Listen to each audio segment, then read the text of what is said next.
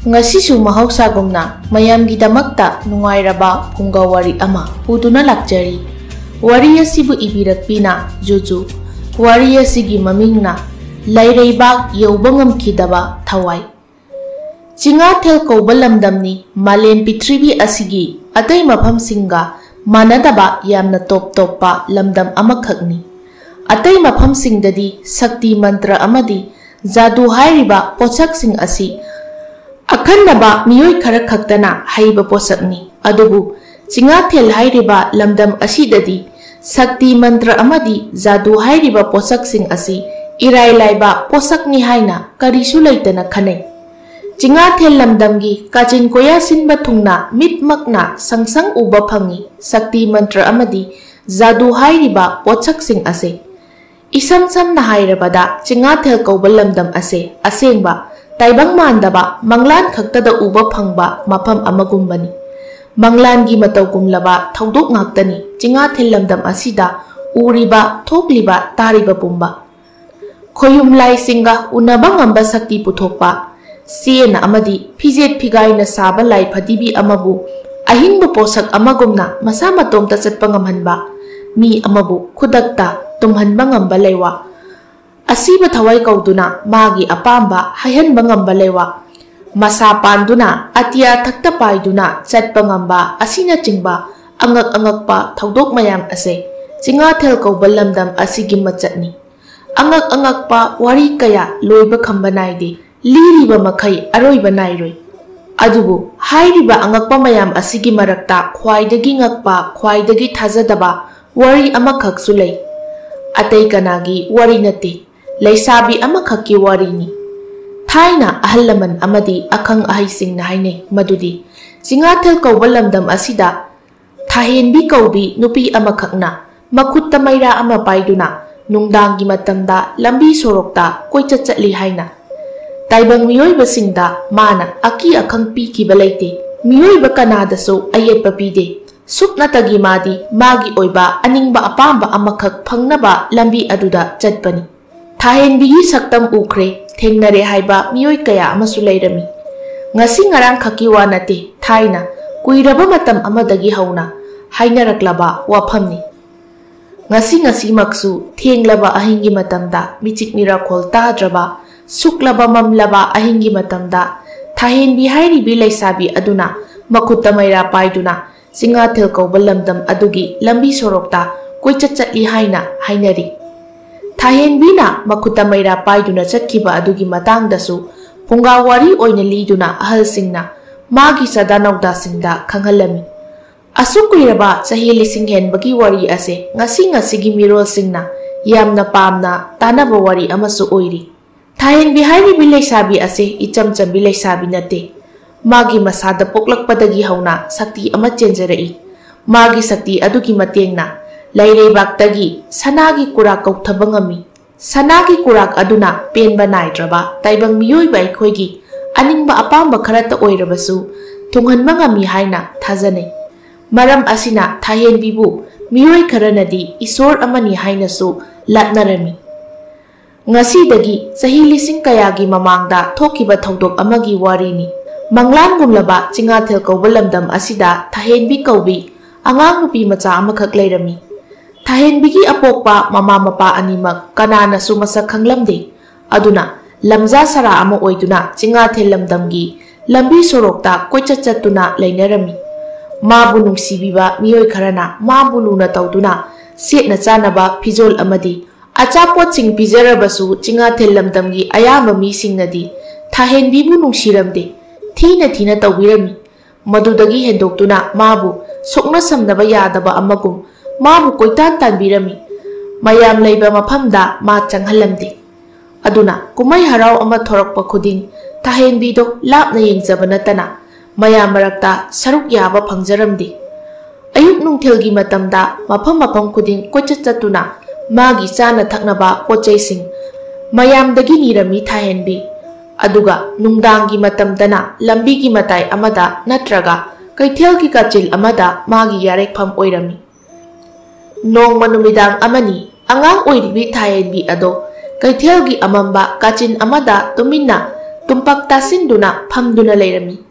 Kaithel khara thengna pot loisinbi hanubi amakhakna kaithel dagi thorakpada thahenbina kachin amada phamduna leiramba ado urure. Angang mana matomta tarak leiramba adu ubada hanubi aduna nungaitraduna magi manakta changsinduna asumna hanglami. Ibema nang muna tomta leiribasibu karigino nangi ima pabungdi nangi leifamna kadaidagino thengene yum hannaba tawro. Thahenbina khumi aidi lamja sarani ima pabung leijade aigi leifamsu leijade kaithel ge kachin asina aigi di yumni nungti numit khudingi aidi swaida dum tumme. Hanubi aduna haima kizadro nangbo khara nganba mafam amada layudana. Thahenbina kiye amambabu kidaba kana lege amamba asigi khudong chaba lawduna mabuk phatraba taibang miyoiba singi phatraba magun ado thoraklaga hingsayai tamba singi saklon lawrakani. Taibang miyoiba singna hingsayai tamba oikhiba haibase phattabada kham thengle takpani. Makhoina phatraga karisu khangzadabi aingonda awaba tagadra yamna mipayi. Aina khwaidagi kibane amamba haiba amambasi maingal khachikta oirabasu phangba mafam aduda ai yamna leiningi. Angang oiribi Thahenbina ngang thorakliba wahai khonda singdo yamna magulle sahi matang sadana yamna artha puba wahai hairakpa aduda hanubi ado khara ngaklap tawi.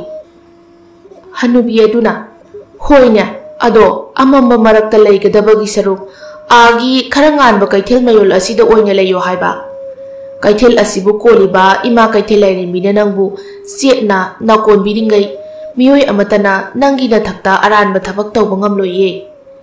Thahenbi haujikti nokphe tawraklami hoi ai adoina leirurage. Asi haiduna Thahenbido amamba marak adudagi thoraklaga khara nganba kaithel adugi mayol adomda amuk changki. Hanubi adusu Thahenbibu hanna amuktang yenglamlaga mayumda amuk hankirami. Mayum hanbagi lambida hanubido wakhal mawol yamna khali. Thahenbigi wangang amadi wahai khonda sing icham chamjaba angang amana ngangadaba wahai khonda nate kadaidanoma karidanoma yamna magul laina ngang thorai. Sahi khudingi imoinu irat thongni tawjaba numit ase Thahenbigi oinadi khwaidagi nuaijaba numit aduni. Lekai khudingi miyoi sing punsinduna khungi achauba lampak amada imoinu irat thongni tawbada mai yamna katpa lambi sorok khuding maina pungan ngana thanba ado Thahenbigidi khwaidagi haraujaba matamni.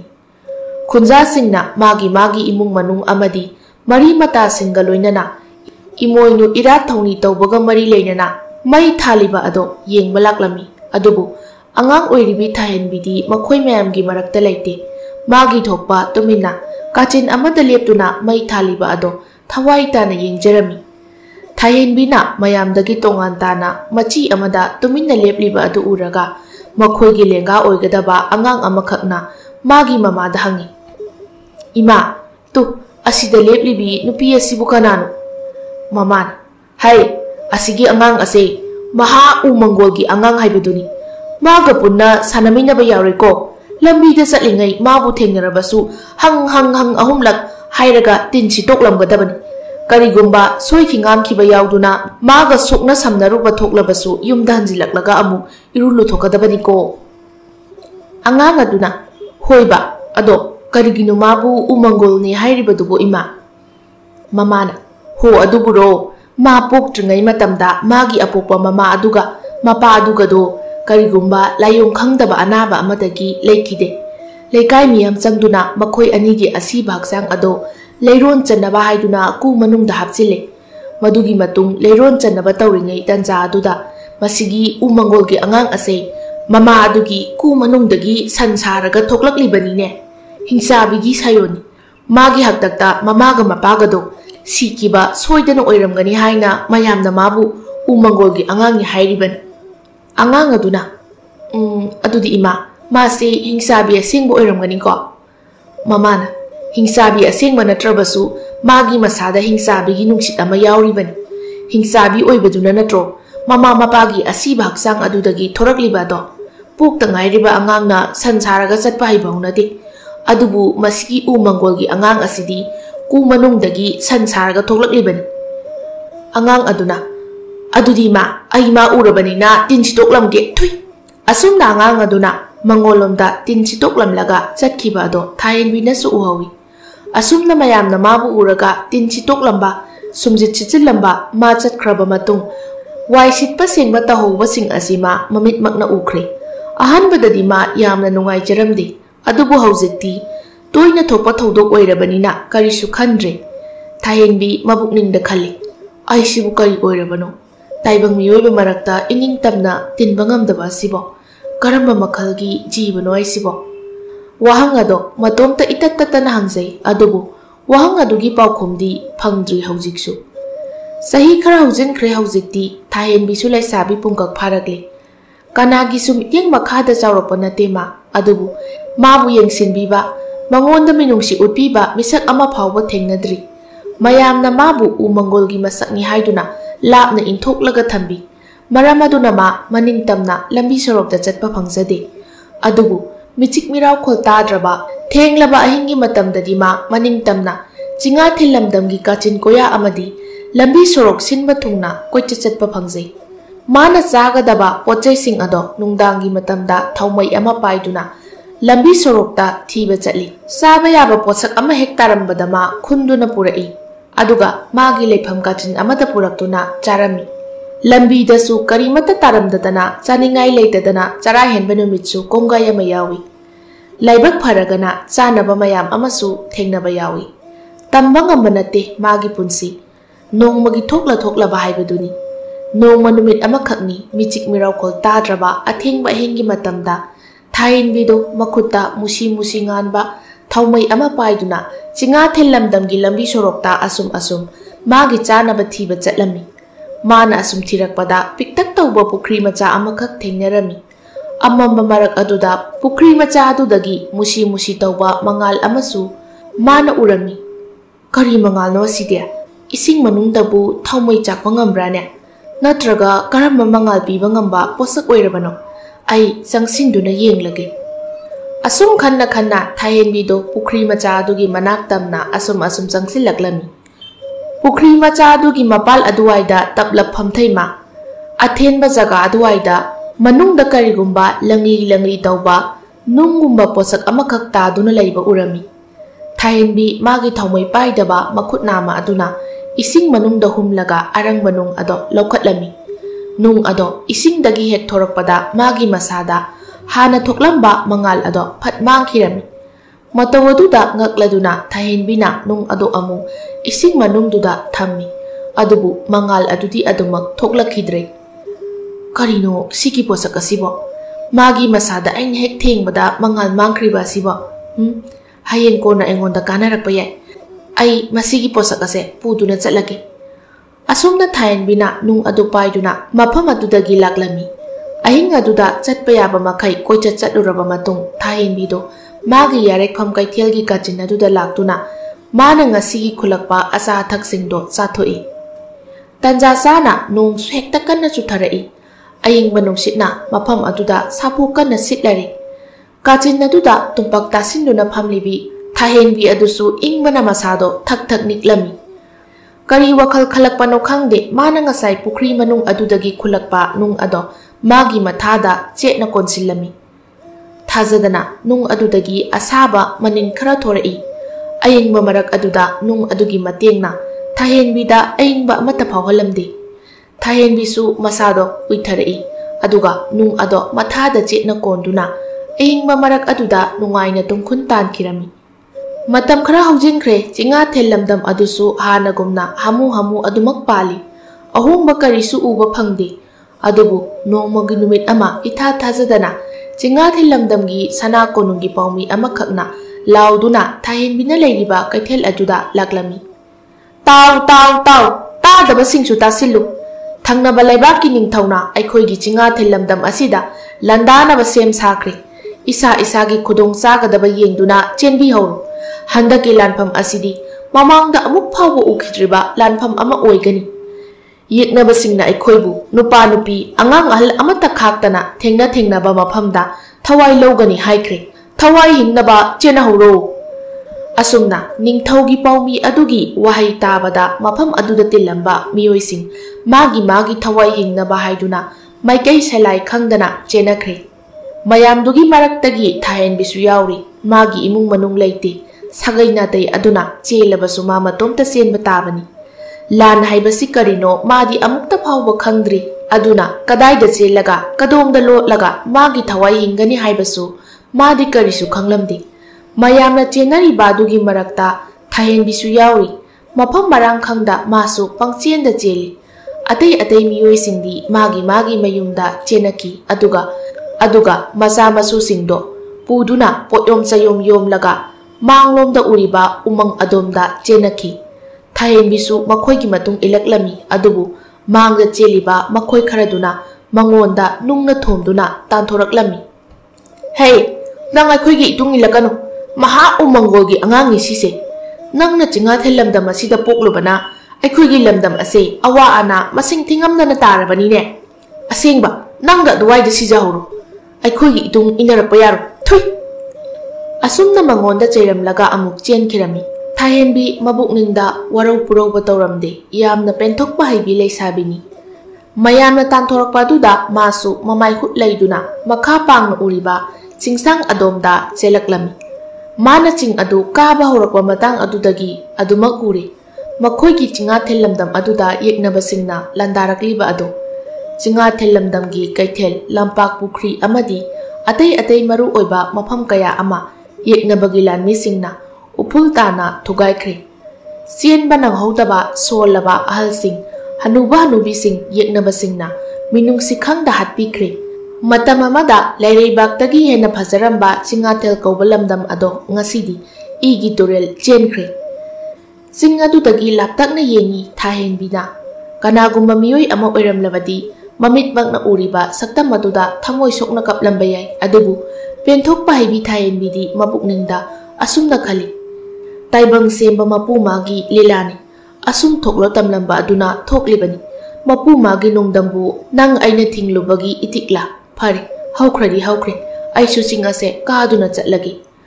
Asumna khanna thahenbi ado ching ado kaduna asum chatli. Chingdol yoramdai numit takre suklamam laba chingni ngasigi mayada chak maru ama ising marik amata tadribu oibana thahenbi warakle. U ajawa amagi makhongda phamduna ma potharami. Tanja sida akhak arauga loinana nong kanna churaklami. Ching ado thak nikpa makhai nungsichu sapu kanna silakli. Mafam ado undagi hena ingle. Nahan kai matamdadi asumna khangba ngamdaba makai ingba matamda thahenbina magi nung ado mathada chetna konduna tumjabani. Nung adudagi thorakpa asaba inin aduna masabu sahanbani. Adubu nung ado mana ahin yarekpa kaithelgi kachin aduda adumak leihori. Ngasai lan lakpa chelakpa aduda kauduna adumak hundoklamni. Nung ado yaudrabadi thahenbi aduki matik inglami. Khangba ngamdabagi changda inglami. Inglaba nonglik amadi chik lauraba nungsit aduna thahenbigi masada phubado khangba ngamdraduna magi machinbal amadi khujin musilai. Sor latna tapna holaklami. Sor honba adu phawba warakla malik thahenbi sor honba lepre. Thahenbina nungsa sor honba hek lepkibaga haujikta kanna churamba nung adusu hangre aduga sapu kanna sitlamba nungsit adusu lepre. Adubu hena ngaklibadi thahenbigi aroiba nungsa sor hongraba adu phawba magi thawai manga aduna magi hakchang polang ado thadoktuna satkidaba aduni. Thawai manga aduna hakchang polang adudagi thokhinaba phanakan hotnai adubu hakchang polang adugi akanba liching amana thawai manga adubu chingsinduna thambagum mapal thokpa ngamlamde. Asumna hangjai thahenbina mabukningda karino tawriba mataw asibo aise asiba hakchang amagi thawaira natraga ahingba hakchang ama oiribra. Ai haujik mikup asida kari tawgani ai mafam kadaida chatuna changjafam laurugani. Wahang sing asigi paukhum masana masada pijanaba hotnai adubu piba ngamlamde. Paukhum leite magi thawai manga adunasu hakchang polang adudagi thoknaba hotnarabasu thorakpa ngamkidri. Aduga hena ngakpa thodok amasu thahenbina thengnai. Ma nungsa sor hondrabasu magi masada sor phunba yaukidri Sor hondana leiba dumak hainari. Thahenbi amuksu hangjai matomta. Ngasigi malem pitribe asida leiriba mioiba kanana aigi wahang asigi pakhum piba ngamgani. Aigi aseng masaktam asibu karino. Aigi wahang sing ase sab chaba pakhum natrabasu karino kamdawbano haina khatsiktang oirabasu takpiba ngamgadaba kana leiri malem asida. Asumna thenglaba suklaba mangal machet ama phawba phangdraba umang aduda thahenbi matomta leiri. Tanza aduda khanghauda yamna thajadana amama marak aduda anganba mangal amakhak thoraklami. Thahenbi su mamit tapna pangi aduga mamai taplap nongkhatuna atiya thakta yengkhatlami. Matam aduda ure atiya thaktagi sana machugi mangal amakhakna tapna kumtharakliba adu. Magi kokton mapa yoromdai mangal ado chap lepki aduga tapna magi masak ado taibam pumnamakpu sembiriba mapu magi masak oina onkirami. Onthokna phajaba yengbagi penba naidaba mitpham hongningdaba taibang mapu magi saktamni kokta kokyet angangba yetli angawba machugi lengyan phi ama yali amuba phaijom ama setli mangang luwang khuman ahummaki machuna masada leiteng oirami. Thahenbina tapna hangi taibang pumnamakpu sembiriba mapu nasaoibi thahenbi aigi thawai lawba lakpiribra. Taibang mapu mana pakhum pirakte adugi mahut macha oiribi thahenbi mangonda nungsina yengi.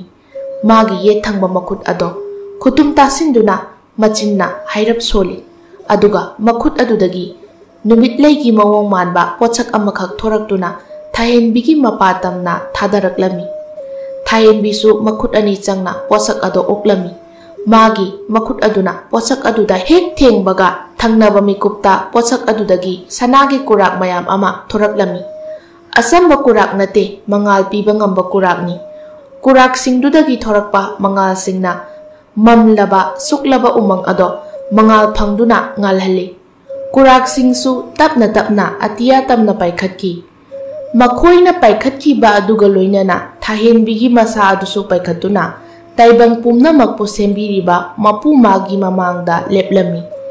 Nung puba amuba lechil marak aduda tauduna leikhi thahenbi.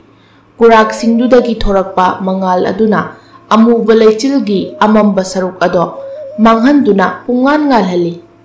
Taibang pumnamakpu sembiriba mapu mana asumna hairaklami. Ipagi bema thahenbi ipana nangbu laireibak aduda puninglabasu puba ngamloidawre.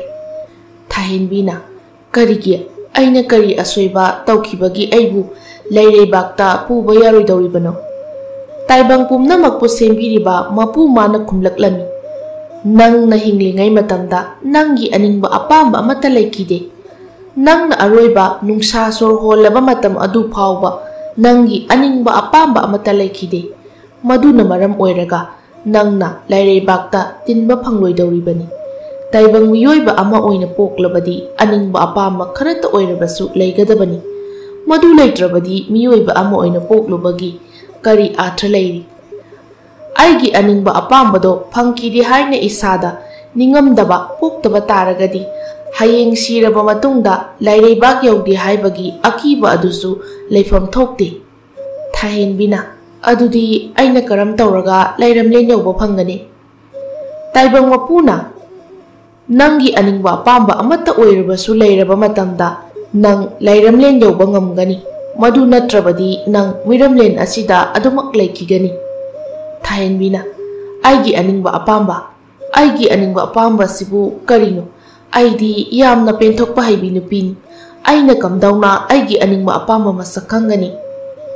Taibang mapuna aina ngasi nangonda khodol oina piriba leigi masak manba posak ase nangi thaumai asi thanduna mafam kuding chattuna tiyu nangi aningba apamba ado karino haina.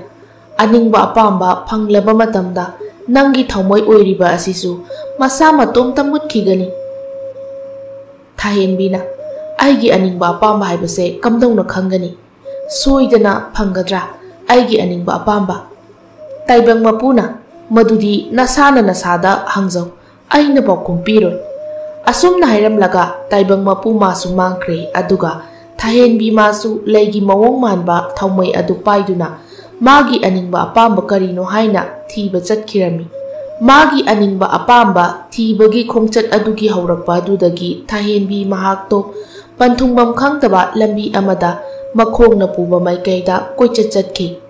Mana thiriba aningba apamba ado karino haiba phawba masana khanglamde. Kumja kaya hokre adubu mana thiriba magi aningba apamba adudi haujik phawba phangdre. Kona thangda thahenbina asumna mabukningda khalaklami. Asukuina aina aigi aningba apamba thirakpa haujik phawba phangba kauba leitre. Aigi aningba apamba thiba phangdrabanina haujikti ai oina taibang miyoibasingi aningba apamba ado thunghanba tare. Asumna thahenbi mabukningda lepkhre. Mana magi thaumai adudagi thorakpa sanagi kurak singdo kauduna asumna yathangpirami. Aigi ita ho kurak sing nakhoina mafam khuding chatuna taibang miyoibasingna makhoi makhoigi aningba apamba kari lei kari no takpira udo nata aigi soifadraba yathangni. Asumna magi thaumai adudagi thorakpa sanagi kurak singduna mafam khuding koipai paiduna taibang miyoiba amamamgi aningba apamba singdo khangdoklami tathoklami aduga makhoina amu thahenbigi manakta laktuna tamlami. Thahenbinasu aningba apamba singdo thungalami. Asumna nungti numit khudingi numidang khudingi thahenbina taibang miyoibasingi aningba apamba singdo tathokle khangdokle. Haujiki thahenbinasu khangmangamle taibang miyoibasingi lamchat afaba singju thengnei phattaba singju thengnei. Khara amana masa masagi ta khali, khara amana migi mangnaba sili aduga khara amana mayam punna yaifaminabagi wakhal cheli. Adubu nongmagi nungdang amada ahal oiraba nupa amakhakna makhoigi khulgi ising nungsit phahanbiyu haina nijari. Pau asi tabada thahenbinasu ahal adugi aningba apama thunghalami. Asumna mayam punna nungai yaifaminabagi aningba apamba ase thunghanba matamda thahenbigi thaumai ado mai hen ngangkhalaklami. Mairi aduna ngangkhalakpa uraga thahenbi thamoida aduki matik apenba pokjai. Matang asida thahenbina khangle madudi mayamgi kananaba punna chaukhatminanaba mangongda nijaba aningba apamba adukhak thunghanbana mangonda apenba pokjai haibado. Thahenbina asumna khalami. Taibang miyoiba haiba jiba makhal ase onthokna mabuk lukhreda. Makhoigi thamoi adubu sana lupa lanthum singna irai laina aranba maikai amada puduna chatpa ngamido. Phari ngasidagidi ai makhoigi aningba apamba ado thunghandringai mangoinana makhoida changyeng khara tawrage. Changyeng asida mai pakwa mi adutamak makhoigi aningba apamba thunghalage. Asumna khanduna thahenbina miyoiba khudingmakta awa chaitheng amamam piduna changyeng ama tawrami. Awaba taraba miyoisingduna mabulana khankiba mangonda akiba pokhiba mabu warauduna sap tawkiba asigumba mayam asi thengnarabasu ma masagi asengba waridi kanadasu lithoklamde madugi kanaba laiti haina ma masada khanjarami. Mamitang nupa amakhaki aningba thahenbina thunghalami. Nupa adugi machanupi aduda nupa aduna malika lairang ama khudol tamlami. Taibangi machat kaukhraba thahenbisu nupa aduna machanupida khudol tamkiba malika lairang aduda nungsiraba manam ahanba oina namba phangjaki. Lamdam tamna leikraba nupa amagi asiba thawaina tamhorabi magi loinabi aduda chepau ama yohanbiyu haina nijakiba adusu thahenbina yohanki. Masu khangi asengba nungsibabu asiba haiba wahai asina manghan mangamloi haiba. Asumna mana aphanungai amadi harau tayambagi aningba apamba thunghanba mikup khudingi magi thaumai ado henna mai ngangkhalaklami amadi sangsargi mafam khuding magi mamit aduna henna mayik sengna uba phanglami. Sahi kharagi matungni numidang amani al oiraba nupa amakhakna magi masunupi anida thahenbi hairibi leisabi adugi matangda wari asum lirami. Thahenbi hairibi leisabi asidine makuta thaumai ama paiduna chatlido poklakpadagi hauna magi masada sakti amadi yaujai.